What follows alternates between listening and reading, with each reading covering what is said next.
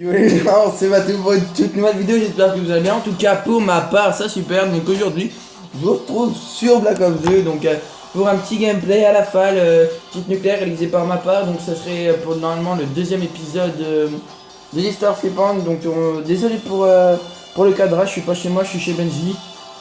Donc je suis en présence de lui du coup.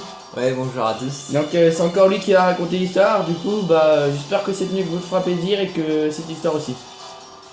Alors, je vais vous raconter l'histoire du massacre de la bibliothèque.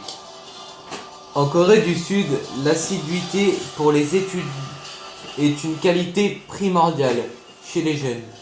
Leurs parents exercent une pression énorme pour qu'ils travaillent dur à l'école et les poussent toujours à atteindre les grades les plus élevés. Les étudiants ont fréquemment recours à des tuteurs pour les aider à réviser après les heures de cours et une grande partie des élèves retournent à l'école la nuit venue pour étudier. Encore et encore. Ce phénomène est même devenu un grand problème en Corée du Sud, car les étudiants travaillent sans relâche et restent pour la plupart éveillés toute la nuit. Le résultat se fait ressentir le lendemain.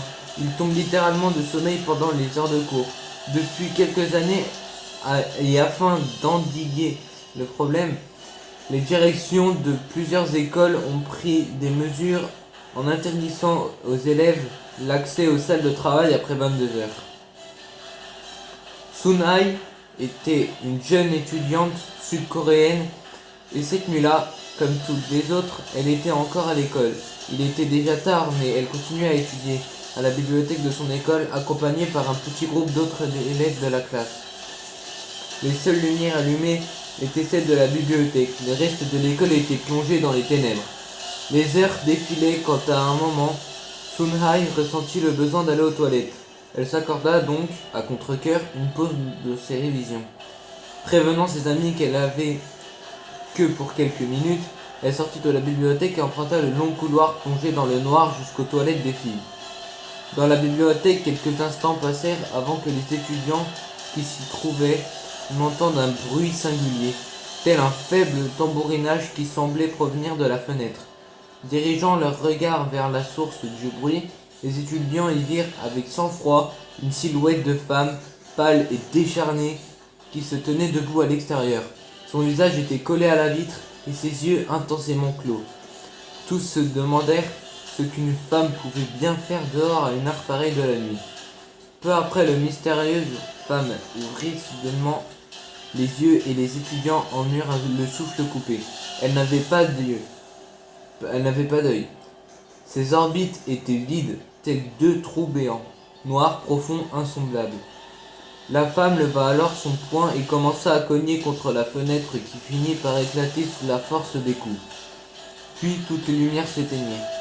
À l'étage en dessous, dans les toilettes, Sun-Hai était en train de se laver les mains quand la pièce fut brutalement plongée dans l'obscurité. Tout était parfaitement silencieux, elle n'entendit jamais les cris de terreur qui provenaient au même moment de la bibliothèque. La jeune étudiante ne savait rien du carnage qui se déroulait dans l'autre pièce qui revêtit alors des allures de pandémonium.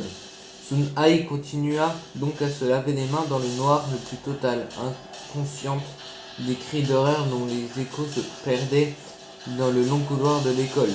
Ces derniers s'arrêtèrent aussi brusquement qu'il avait commencé qu'il avait commencé et l'établissement fut à nouveau plongé dans un silence de mort le plus total. Son office terminé, Sun-Hai poussa la porte des cabinets et longea une nouvelle fois le long couloir pour rejoindre la bibliothèque. Arrivé à l'intérieur, l'étudiante s'arrêta, net. Les corps sans vie de ses camarades jonchaient le sol de la pièce. Certains cadavres gisaient sur le sol alors que les autres reposaient sur les tables ou les étagères. Sun-Hai tremblait maintenant de frayeur, cherchant à comprendre ce qu'il avait bien pu arriver ici en si peu de temps. Ce n'était rien d'autre qu'un véritable massacre. À ce moment précis, l'étudiante entendit résonner des pas dans le couloir qu'elle avait emprunté. Sun-Hai, dans un éclair de lucidité, se jeta à terre aux côtés des enfants camarades et se figea dans la plus parfaite immobilité. Elle entendit alors quelque chose se glisser à l'intérieur de la pièce. Sun-Hai s'efforça de garder les yeux fermés. feignant ainsi être morte elle aussi. Elle entendit alors maintenant un léger bruissement, comme si quelque chose se déplaçait lentement à travers la bibliothèque. Malgré la panique qui lui saisissait les entrailles, l'étudiante s'appliquait au plus grand immobilisme, peinant à ne pas faire le moindre bruit. Elle entendit alors une voix d'outre-tombe murmurer « 1, 2, 1, 2, 1, 2 ». La curiosité prit le dessus sur la peur de Sun Ai, et cette dernière entr'ouvrit les yeux avec précaution, juste assez pour pouvoir jeter un coup d'œil furtif. Elle vit alors au milieu de la pièce une femme d'une pâleur extrême, dotée d'une aura fantomatique, tout de blanc vêtu. Sun Ai referma immédiatement les yeux, réprimant au passage son envie de hurler. Elle entendit clairement le fantôme ramper dans la pièce, allant de corps en corps en murmurant ainsi inlassablement entre deux inspirations. 1, 2, 1, 2, 1, 2.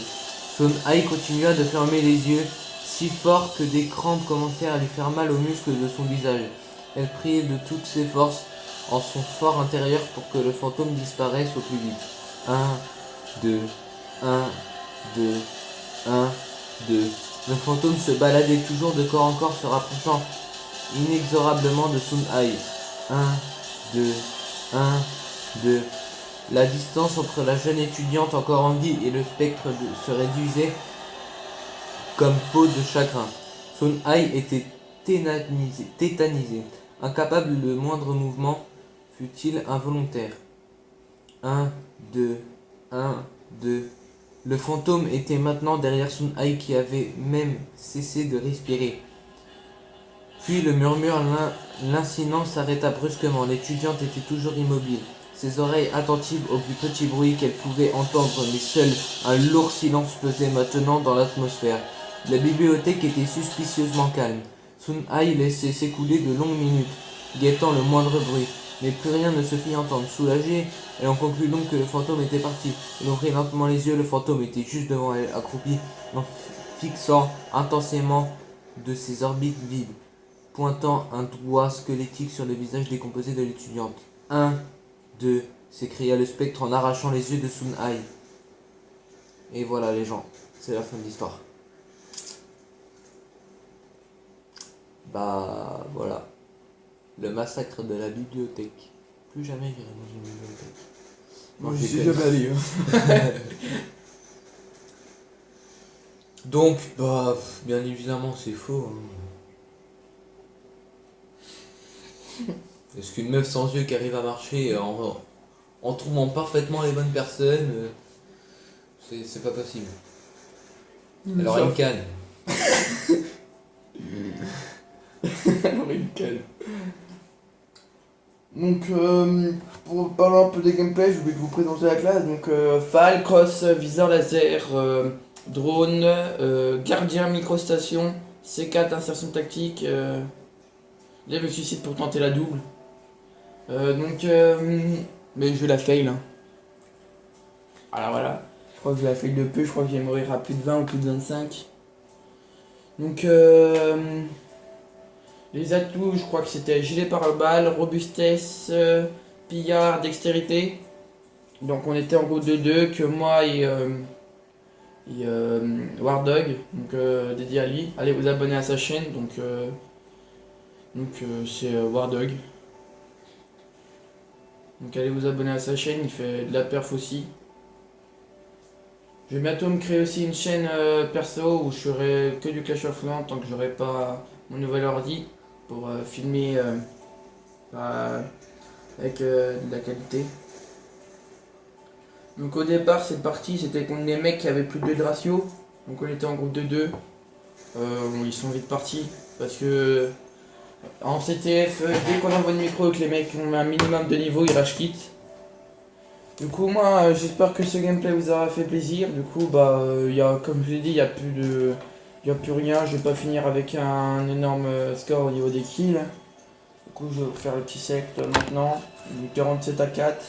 Wardog 41-2. Je crois que lui aussi, il a fait nuke. Du coup, moi, je vous dis à la fois prochaine. Allez, ciao, bye bye. Salut à tous.